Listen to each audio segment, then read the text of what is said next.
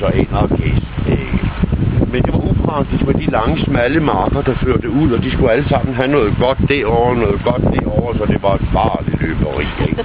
Men alle de der små marker, de har altså siden vikingetiden været indhegnet. Så det gør altså ikke nytte noget, at hestene og køerne går ind til den der bygplante, som står og stritter. Der var ikke mange af dem, for det meste. Det var jo altså flyvehaver, og det var kvindaks, og det var kornblomst, og det var klinte og kornridspor. Det er vældig flot ud. Korn var der ikke meget af. Men alligevel skulle der jo passes på det. Så der var en utrolig masse hegn. Der var millioner af kilometer hegn i Danmark. Og de var af tre typer. I foreningsegnene, der var man nødt til at fjerne alle de her sten. Det var et kolossalt pukkelarbejde. For mange af de sten, de var større end køer. De blev så ført ind til landsbyen og typisk brugt som syldsten til herregård og til kirker. Resten blev stablet op. Og det kunne sådan en mand bruge et helt liv på at lave et dige, og han skulle måske have 200. Så var der de andre, det var jorddige, og typisk med en stensæt. På den ene side, så hedder det et stendige, eller det er en stenskære.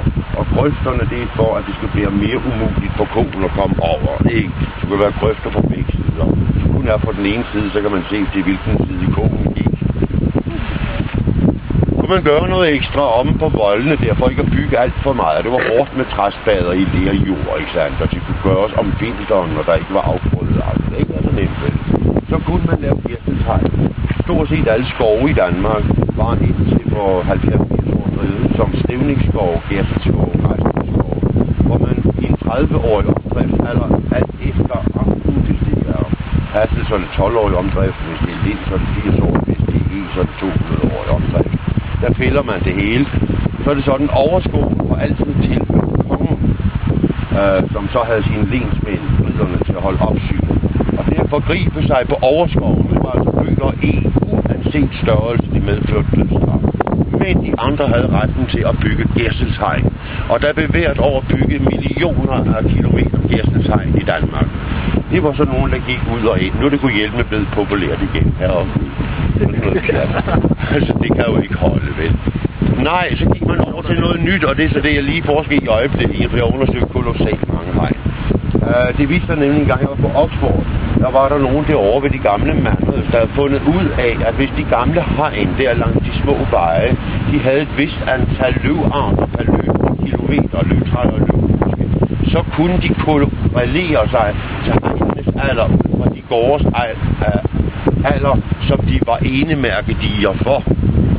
Det er så overført til Danmark. Det betyder for eksempel, at hegn på Røntgefylde, det er mere end 700 år gammelt. Der begyndte man så at plante noget, som var smart. Man plantede levende pigtråd.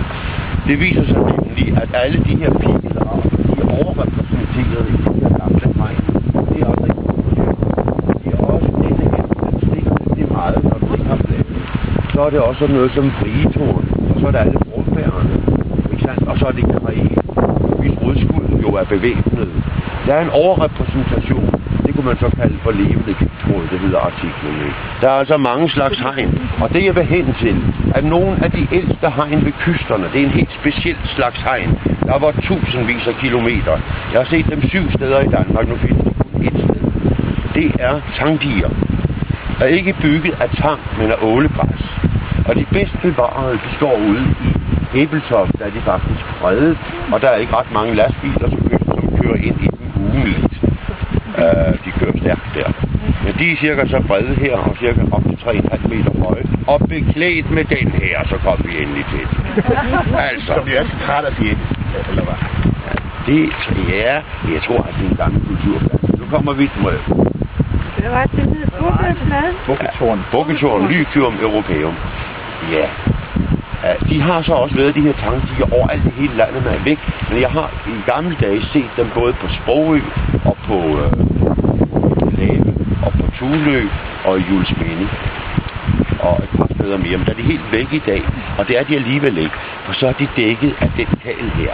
Når man så kravler der sådan, og man kigger folk godt nok på en, når man kommer ind i en krat af denne her, og roder i jorden for at se, om man kan finde noget tang, der er ved 100 år. Jeg mener, hvis man prøver at fortælle det, så siger de, nå ja, men det er en god bro, vi har. Men ved du hvad? De her hegn, de her ultrategn, de er bygget i 1500-1700-tallet, og de er alle sammen bevokset med denne her. Derfor må den være ret gammel. Og allerede faderen til relikplanter, det var apoteker Jens Lind fra Østbirk. Han skrev i sit berømte værk, Klosterplanter og klosterbøger fra 1917 stykker, at den her står på digerne omkring Kloster. Hvorfor gør den det? Sammen med den, der står der altså deciderede reliktarter som skarnsyde og natviol og gulmeure. Den her. Når man så også har den for de her ældgamle tangdiger, prøv at lægge mærke til det næste gang, I kommer på Færgehavnen i Ebeltoft. Når I kommer ind der, lige der hvor Fregatten Jylland ligger til venstre, og det nye hvide hus lidt til højre for, der er der en mand, der har bygget en nyt tankdige nede ved vandet. Men ellers langs højre side af den vej, vi går igennem Ebeltoft, der er der sådan nogle diger, der er bevokset med denne her. Ja, og dem har man så arkeologisk undersøgt, jeg følger med til det, de er fra år 1270. Og den her har altid været på den på de fotografier, der er helt tilbage fra begyndelsen af 1800-tallet. Jamen, så 10 meter den vej, eller 12 meter den vej. Det var lige derhen. Jeg vidste ikke rigtigt, om jeg skulle sige noget ved om den, men at der kan I se selv, det der ikke er noget at snakke om, det kan man da godt sige et par ord om, ikke?